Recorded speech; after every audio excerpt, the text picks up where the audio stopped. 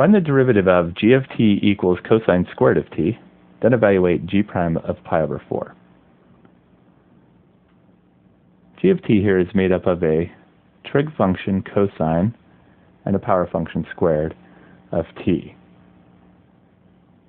Remember that cosine squared of t means to evaluate the cosine first and then square the result. So it turns out the square power function is the outermost function.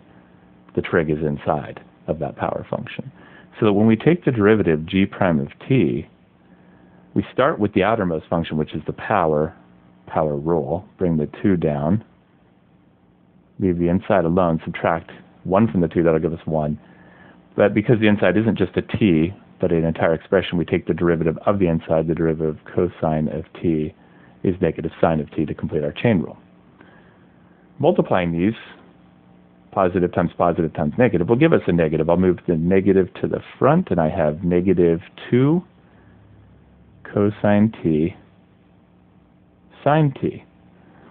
You may notice here that we have a double angle formula in reverse. 2 cosine t times sine t happens to equal to sine 2t. The negative will just come along with this. That's the double angle formula in reverse, so you can write it either way. There's our derivative, g prime of t. The next thing is to evaluate g prime of pi over 4. Now, since I have two different expressions for g prime of t, they will be the same. I'll work out each of them independently and make sure we get the same result for g prime of pi over 4.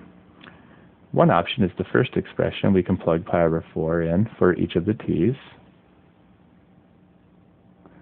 Or, as an alternative, g prime of pi over 4 can also be done by plugging into the second expression that we have for the derivative, negative sine of 2 times pi over 4. We'll work each of these out. I'll start with the first one here. Negative 2. Cosine of pi over 4 is square root of 2 over 2. Sine of pi over 4 is also square root of 2 over 2. Multiplying the numerators, we have negative 2 times root 2 times root 2. Root 2 times root 2 is a 2. Multiplying the denominators, 2 times 2 is a 4. Now that negative 2 can be thought of as negative 2 over 1. Multiply the numerators, negative 2 times 2 is negative 4. Multiply the denominators, 1 times 4 is 4.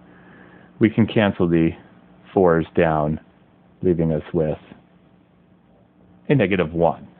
Now the other variation here, g prime of pi over 4, is negative sine of 2 pi over 4. The first thing I'm going to do is reduce the 2 and the 4 here, so I can rewrite this as negative sine of pi over 2. And the sine of pi over 2 is a 1, and we result in negative 1. And so evaluating actually was a little bit easier with the second expression rather than the first. You just have to have identified it as a double angle formula in reverse to get that version of it. Either way, it came out to a negative 1.